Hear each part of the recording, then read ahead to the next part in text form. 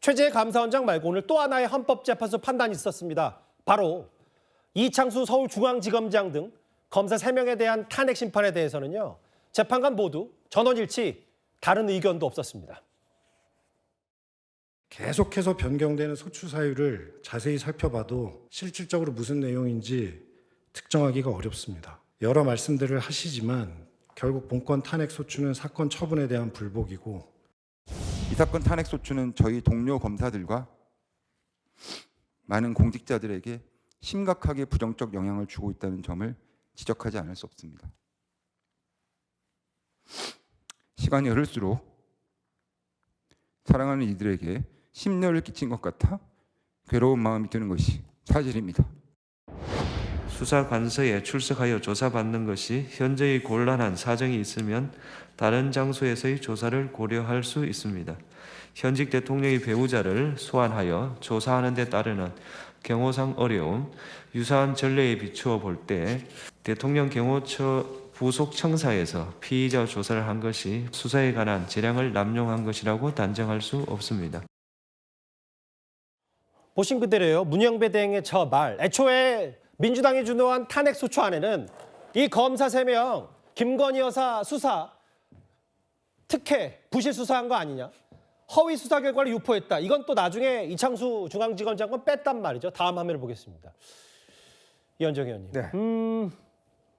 헌재 판단은 부당한 편의도 아니고 부실 수사도 아니다. 이렇게 결론을 내린 것 같아요.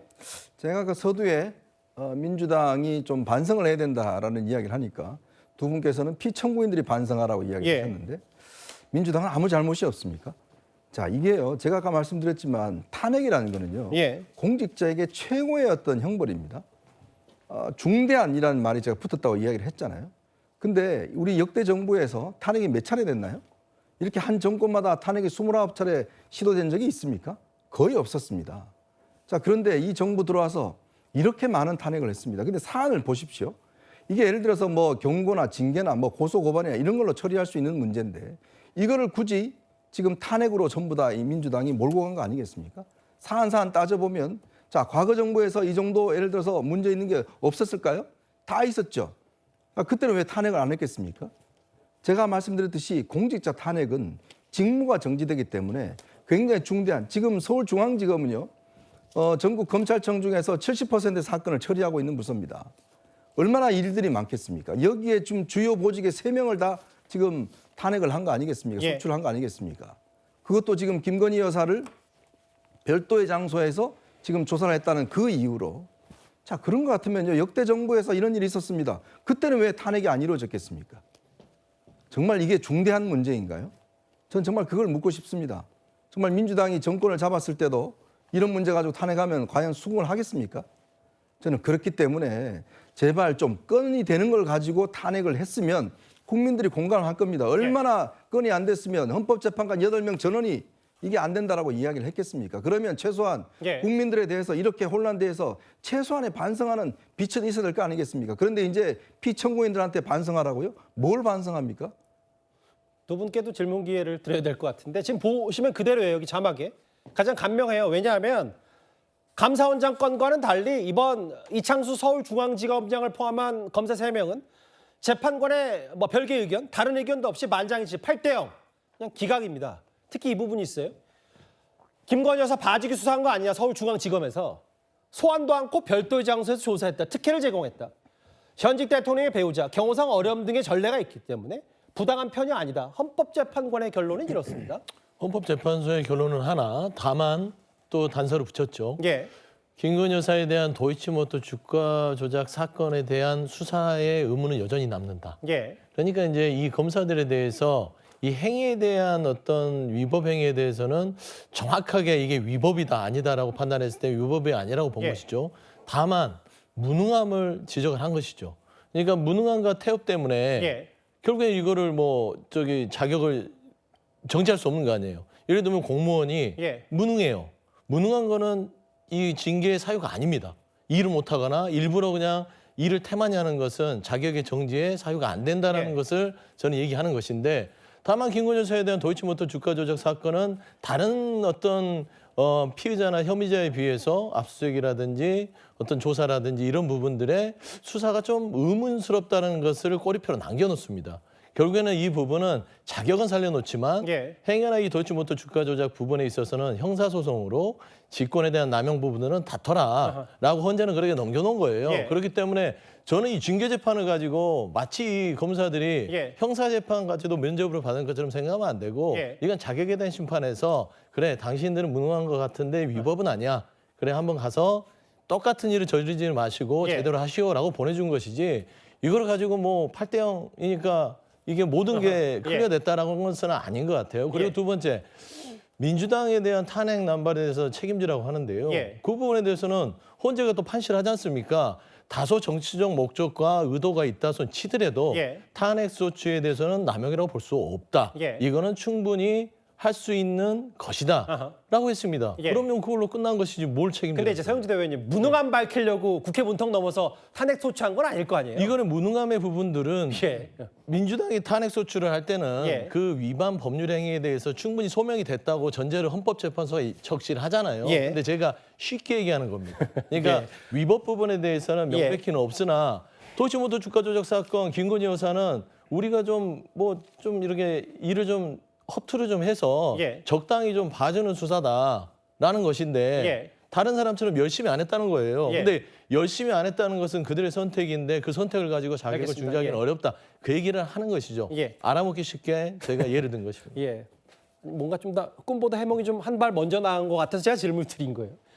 부실 수사 때문에 여사 봐주기 수사한 것 때문에 탄핵 소추안 국회 문턱 통과시켰는데 헌재 판단은 일단 별개 의견 없이 전원일치 8대 0 기각.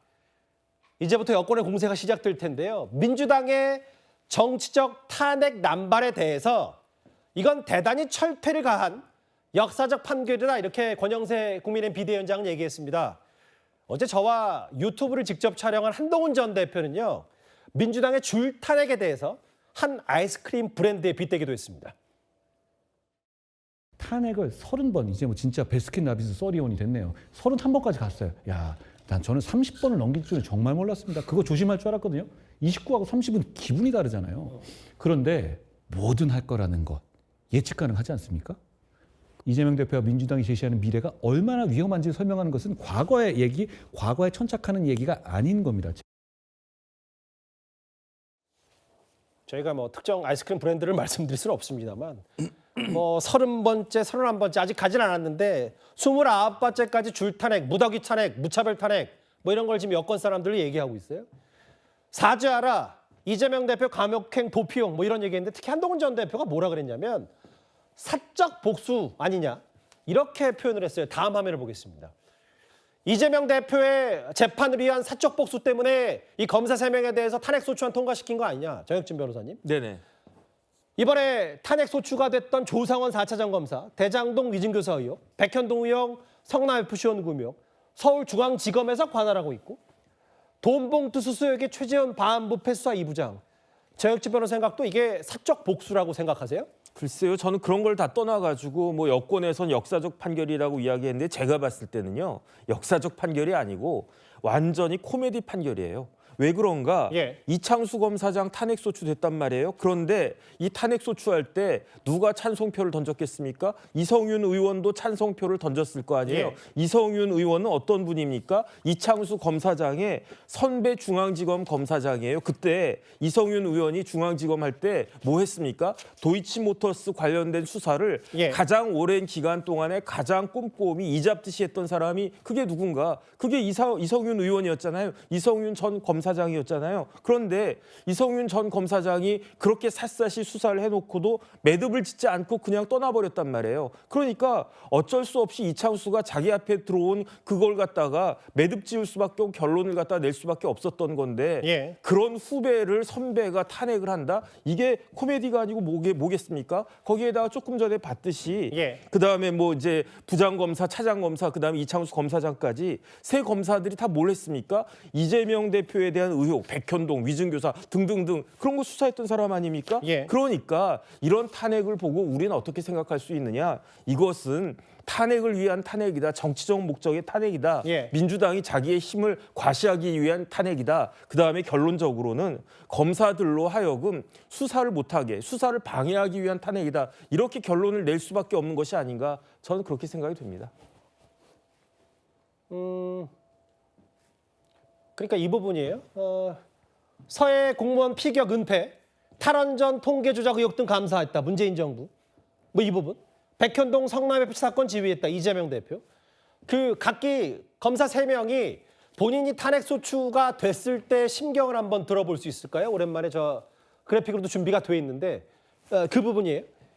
조상호, 조상원, 최재훈. 사건 결과가 마음에 안 든다고 탄핵하냐? 초장기 비제 사건 어렵게 종결했는데 탄핵됐다. 이재명 대표 사건 업무를 중단시키려는 의도다. 이현종 의원 생각은 어떠세요? 그러니까 이제 검사들이 뭐 야당에서 볼 때 봐주기 수사를 했다 뭐 이런 의혹도 가질 수 있을 겁니다. 자, 그러면 저 문제는 다른 방법으로 해결해야 되지 않겠어요? 예를 들어서 이 부분에 대해서 뭐 특검을 한다든지 뭐 본인들이 뭐 특검했는데 또 보면 그동안 특검을 한 거 보면 다 자기들이 특검 임명하고 뭐 그런 특검인데 뭐 공정한 특검을 했다라면 과연 국민의힘이 거부할 수 있었겠습니까? 이제 그런 거라든지 다른 방법으로 해야 될 텐데 문제는 이제 이런 방식을 통해서 뭔가 문제를 해결하려고 했던 것들이 결국은 이 야당이 어떤 압도적인 의석을 갖고 있는 야당이 탄핵이라는 거를 남발하면서 결국 문제를 해결했잖아요. 저는 그래서 하나 우려되는 건 뭐냐면 자, 이 야당이 지금 대통령 권력이 없는데도 이 정도를 하는데 만약에 여기에다가 플러스 돼서 대통령 권력까지 가지고 있다라고 한다라고 하면 예. 어떻게 할까에 대한 참 우려가 솔직히 있습니다.